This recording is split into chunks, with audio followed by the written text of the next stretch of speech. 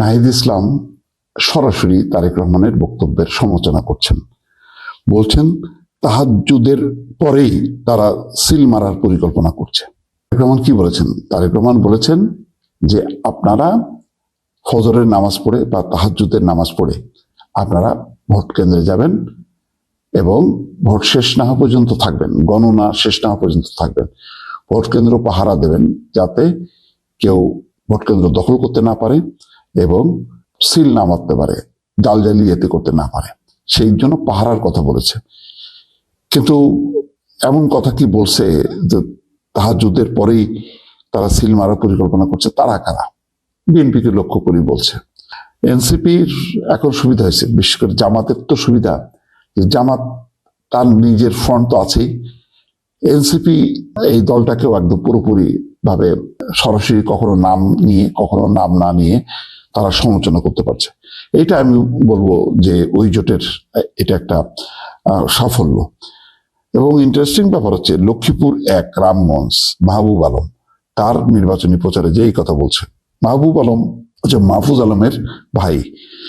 তো মাহফুজ আলম এনসিপির সাথে নেই, মাহফুজ আলম নির্বাচনেও নেই, বরং এনসিপি যে এই জামাতের জোটে গেছে এটার তিনি তীব্র সমালোচনা করছেন।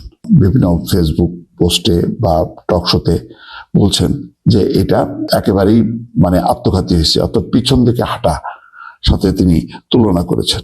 এবং এনসিপির আহ্বায়ক নাহিদ ইসলাম বলছেন যে কৃষক কার্ড, ফ্যামিলি কার্ড একটি প্রতারণার প্যাকেজ।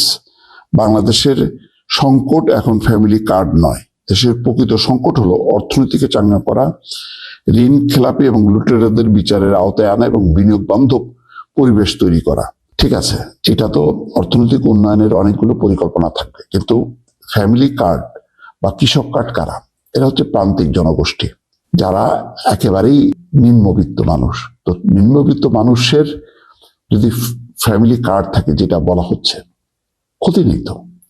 আমার মনে হয় যে ফ্যামিলি কার্ডের থেকে আরো বিকল্প কি কার্ড হতে পারে সেই কার্ডের কথা চিন্তা করা যায়। যেমন জামাত ইসলাম সোশ্যাল সিকিউরিটি কার্ড বলছে, এমন একটা কার্ড যে কার্ডের আওতায় তারা নগদ টাকা পাবে বা পণ্য সহায়তা পাবে, খাদ্য সহায়তা পাবে, স্বাস্থ্য সহায়তা পাবে, শিক্ষা সহায়তা পাবে। এটার হয়তো একটা প্যাকেজ।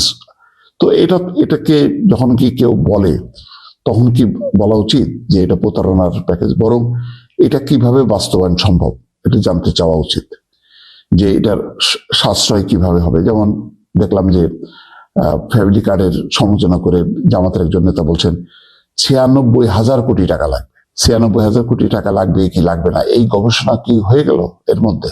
এখনো তো এই কার্ডটাকে কিভাবে ইমপ্লিমেন্ট হবে এর বিএনপির পক্ষ থেকে বলা হচ্ছে যে তারা খাদ্যপণ্য পাবে অথবা নগদ সহায়তা পাবে।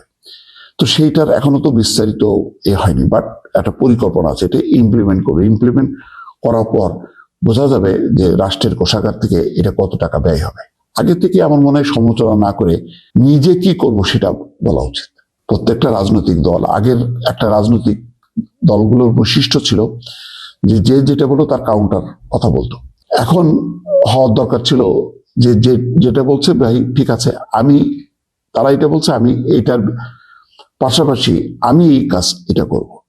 এইরকম যদি একটা কম্পিটিশন হইতো এবং একটা দায়বদ্ধতার জায়গা তৈরি হতো, নির্বাচনের পর যে দল ক্ষমতায় আসবে তখন চাপ তৈরি করা যেত যে তুমি এটা বলছো, এটা এখন ইমপ্লিমেন্ট করো, দেখাও। তখন না বোঝা যাবে যে এটা প্রতারণার ফাঁদ নাকি এটা মিথ্যা আশ্বাস ছিল কোনটা। তার আগে কি বলা যায়? বরং এইগুলি তো কল্যাণমূলক রাষ্ট্রের একটা পদ্ধতি। আর তাহাজ্জুদের পর আমি একবার শুনেছি যে আপনারা ভোরবেলা নামাজ পড়ে আপনারা আগে ভাগে চলে যাবেন এবং কেন্দ্র পাহারা দেবেন।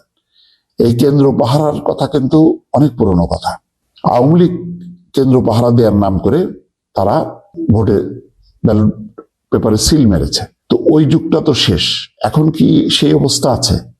তাহলে এখন তো এই কথা যদি বলা হয় তাহলে তো এটা আওয়ামী লীগ তাদের জন্য বেশ সুখকর একটা খবর।